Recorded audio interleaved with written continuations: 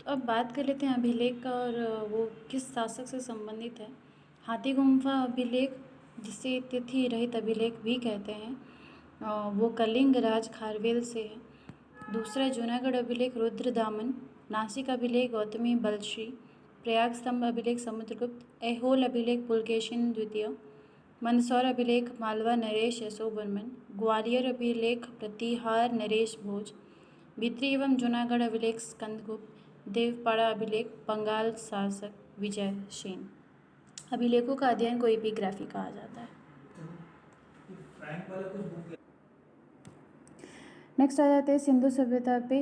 Radiocarbon C14 जैसी नवीन विश्लेषण पद्धति के द्वारा सिंधु सभ्यता की सर्वमान्य तिथि 2400 ईसा पूर्व से 1700 ईसा पूर्व मानी गई है। इसका विस्तार त्रिभुजाकार है। सिंधु सभ्यता की खोज 1921 में राय बहादुर दयाराम सैनी ने की। अगला सवाल है, सिंधु सभ्यता को आदि ऐतिहासिक, प्रो हिस्टोरिक अथवा कांस्य ब्रोंज युग में रखा जा सकता है। इस सभ्यता के मुख्य निवासी द्रविड़ एवं भूमध्य सागर के थे। सर जॉन मार्शल भारतीय पुरातत्व सर्वेक्षण विभाग के तत्कालीन महानिदेशक ने 1924 में सिंधु घाटी सभ्यता नामक एक उन्नत नगरीय सभ्यता पाए जाने की विविध घोषणा की। सिंधु सभ्यता की सर्वाधिक पश्चिमी पुरास्थल दाश्क नदी के किनारे स्थित सुतकागंडोर, पूर्व पुरास्थल हिंडन नदी के किनारे आलमगीरपुर, उत्तर पुरास्थल चिनाब नदी के किनारे अखनूर के निकट मांदा व दक्षिण पुरास्थल गोदावरी नदी के किनारे दाइमा व जिला अहमदनगर महाराष्ट्र था। सिंधु सभ्यता या सैंधव सभ्यता नगरीय सभ्यता थी। सैंधव सभ्यता के से प्राप्त परिपक्व अवस्था वाले स्थलों में केवल 6 को ही बड़े नगरों की संज्ञा दी गई है। ये है मोहनजोदड़ो, हड़प्पा, गढ़वारीवाला, धौलावीरा, राखीगढ़ी एवं कालीबंगा। स्वतंत्रता प्राप्ति पश्चात हड़प्पा संस्कृति के सर्वाधिक स्थल गुजरात में खोजे गए हैं। सिंधु घाटी सभ्यता का सबसे बड़ा स्थल मोहनजोदड़ो है, जबकि भारत में इसका सबसे बड़ा स्थल राखीगढ़ी, जो घग्गर नदी के किनारे है, हरियाणा में स्थित है। इसकी खोज 1969 में सूरजभान ने की थी। लोथल एवं सुतकोटड़ा सिंधु सभ्यता का बंदरगाह था। जुते हुए खेत एवं नक्काशीदार ईंटों का प्रयोग का साक्ष्य कालीबंगान से प्राप्त हुआ। मोहनजोदड़ो से प्राप्त स्नानागार संभवतः सैंधव सभ्यता की सबसे बड़ी इमारत है, जिसके मध्य स्थित स्नान कुंड 11.88 मीटर लंबा, 7.01 मीटर चौड़ा एवं 2.43 मीटर गहरा है। अग्निकुंड लोथल एवं कालीबंगान से प्राप्त हुए हैं। मोहनजोदड़ो से प्राप्त एवं शील पर 3 मुख वाले देवता पशुपतिनाथ की मूर्ति मिली है। उनके चारों ओर हाथी, गेंडा, चीता एवं भैंसा विराजमान है। मोहनजोदड़ो से नर्तकी की एक कांस्य मूर्ति मिली है। हड़प्पा के मोहरों पर सबसे अधिक एक श्रृंगी प्रसूर का अंकन मिलता है। यहाँ से प्राप्त एक आयताकार मोहर में स्त्री की गर्भ से निकलता पौधा दिखाया गया है। मनके बनाने के कारखाने लोथल एवं जानहुद्रो से मिले हैं। सिंधु सभ्यता की लिपि भाव चित्रात्मक है। यह लिपि दाईं से बाईं ओर लिखी जाती है। जब अभिलेख एक से दूसरे पंक्ति का होता था तो पंक्ति पहले दाईं से बाईं और दूसरी बाईं से दाईं की ओर लिखी जाती थी। लेखन कला की उचित प्रणाली विकसित करने वाली पहली सभ्यता सुमेरिया की सभ्यता थी। सिंधु सभ्यता के लोगों ने नगरों तथा घरों के विन्यास के लिए ग्रिड पद्धति अपनाई। घरों के दरवाजे एवं खिड़कियां सड़क की ओर न खुलकर पिछवाड़े की ओर खुलती थी। केवल लोथल नगर के घरों के दरवाजे मुख्य सड़क की ओर खुलते थे। सिंधु सभ्यता की मुख्य फसल थी गेहूँ और जौ। सिंधव वासी मिठास के लिए शहद का उपयोग करते थे। मिट्टी से बने हल का साक्ष्य बनमाली से मिलता है। रंगपुर एवं लोथल से चावल के दाने मिले हैं, जिसे धान की खेती का होने का प्रमाण मिलता है। चावल के प्रथम साक्ष्य लोथल से ही प्राप्त हुए हैं। सुरकोटड़ा, कालीबंगा एवं लोथल से सैंधव कालीन घोड़े के अस्थिपंजर मिले हैं। तौल की इकाई संभवतः 16 के अनुपात में थी। सैंधव सभ्यता के लोग यातायात के लिए दो पहियों एवं 4 पहियों वाली बैलगाड़ी या भैंसा गाड़ी का उपयोग करते थे। तांबा सिंधु काल में विदेशी व्यापार। तांबा खेतड़ी बलूचिस्तान ओमान, चांदी अफगानिस्तान ईरान, सोना Karnataka Afghanistan Iran, tin Afghanistan Iran, गोमेद सौराष्ट्र, लाजवर्ती मेसोपोटामिया, सीसा ईरान। अगला है मेसोपोटामिया के अभिलेखों में वर्णित मेलुहा शब्द का अभिप्राय सिंधु सभ्यता से ही है। संभवतः हड़प्पा संस्कृति का शासन वर्णिक वर्ग के हाथों में था। पिंगट ने हड़प्पा एवं मोहनजोदड़ो को एक विस्तृत साम्राज्य की जुड़वा राजधानी कहा है। सिंधु सभ्यता के लोग धरती पर उर्वरता की देवी मानकर उसकी पूजा करते थे। वृक्ष पूजा एवं शिव पूजा के प्रचलन के साक्ष्य भी सिंधु सभ्यता से मिलते हैं। स्वास्तिक चिन्ह संभवतः हड़प्पा सभ्यता की देन है। इस चिन्ह से सूर्योपासना का अनुमान लगाया जाता है। सिंधु सभ्यता में मातृदेवी की उपासना सर्वाधिक प्रचलित थी। पशुओं में कुबड़ वाले सांड इस सभ्यता के लोगों के लिए विशेष पूजनीय था। स्त्री मृत मूर्तियाँ अधिक मिलने से ऐसा अनुमान लगाया जाता है कि सैंधव समाज मातृसत्तात्मक था।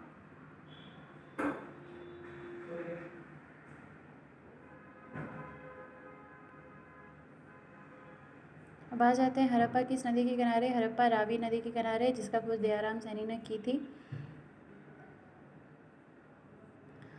मोहनजोदड़ो सिंधु नदी के किनारे है, जिसकी खोज राखालदास बनर्जी ने की थी। चानुद्रो सिंधु नदी के किनारे है, जिसकी खोज मैके ने की थी। कालीबंगन घग्गर नदी के किनारे है। कोटतीजी सिंधु नदी के किनारे। रंगपुर मादर नदी के किनारे है। रोपड़ सतलज नदी के किनारे है। लोथल भगवान नदी के किनारे है। आलमगीरपुर हिंडे नदी के किनारे। सुतकागेंडोर दास नदी के किनारे। बनमाली रंगोई नदी के किनारे। धौलावीरा लूनी नदी के किनारे है। सुतका सादीको नदी के किनारे है। सैंधववासी सूती एवं ऊनी वस्त्र का प्रयोग करते थे। मनोरंजन के लिए सैंधववासी मछली पकड़ना, शिकार करना, पशु पक्षियों को आपस में लड़ाना, चौपड़ एवं पासे खेलने आदि साधनों का प्रयोग करते थे। सिंधु सभ्यता के लोग काले रंग से डिजाइन किए हुए लाल मिट्टी के बर्तन बनाते थे। सिंधु घाटी के लोग तलवार से परिचित नहीं थे। कालीबंगान एकमात्र हड़प्पाकालीन स्थल था जिसका निचला शहर सामान्य लोगों के रहने के लिए हेतु भी किले से घिरा हुआ था। कालीबंगन का अर्थ है काली चूड़ियाँ। यहाँ से पूर्व हड़प्पा सरों के खेत जोते जाने के और अग्नि पूजा की प्रथा का प्रमाण मिलता है। पर्दा प्रथा एवं वेश्यावृत्ति सैंधव सभ्यता की प्रचलित थी। शवों को जलाने एवं गाड़ने यानी दोनों प्रथाएं प्रचलित थी। हड़प्पा में शवों को दफनाने जबकि मोहनजोदड़ो में जलाने की प्रथा विद्यमान थी। लोथा एवं कालीबंगान में युग्म समाधियाँ मिली हैं। सैंधव सभ्यता के विनाश का संभवतः सबसे प्राचीन कारण बाढ़ था। आग में पकी हुई मिट्टी को टेराकोटा कहा जाता है। आ जाते हैं दूसरा चैप्टर पे, जो है वैदिक सभ्यता। वैदिक काल का विभाजन दो भागों में। ऋग्वैदिक काल 1500 से 1000 ईसा पूर्व, उत्तर वैदिक काल 1000 से 600 ईसा पूर्व में किया गया था। आर्य सर्वप्रथम पंजाब एवं अफगानिस्तान में बसे। मैकमुलर ने आर्यों का मूल निवास स्थान मध्य एशिया को माना है। आर्यों द्वारा निर्मित सभ्यता वैदिक सभ्यता कहलाई। यह एक ग्रामीण सभ्यता थी। आर्यों की भाषा संस्कृत थी। आर्य शब्द भाषा समूह को इंगित करता है। आर्यों के प्रशासनिक इकाई आरोही क्रम से इन 5 भागों में बटा था: कुल, ग्राम, विश, जन, राष्ट्र। ग्राम की मुखिया ग्रामीणी, विश का प्रधान विशपति, जन का शासक राजन कहलाते थे। राज्य अधिकारियों में पुरोहित एवं सेनानी प्रमुख थे। वशिष्ठ, रूढ़िवादी एवं विश्वामित्र उदार पुरोहित थे।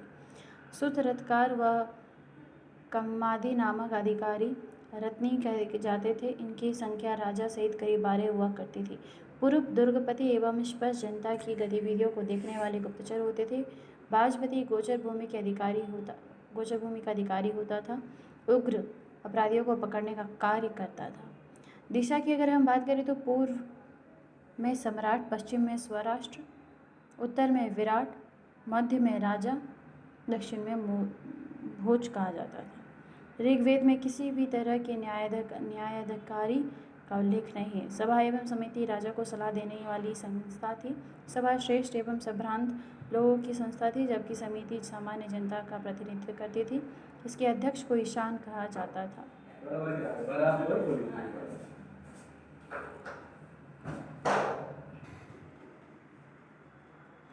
युद्ध में कबीले का नेतृत्व राजा करता था। युद्ध के लिए गोभिष्टि शब्द का प्रयोग किया गया है, जिसका अर्थ है गायों की खोज।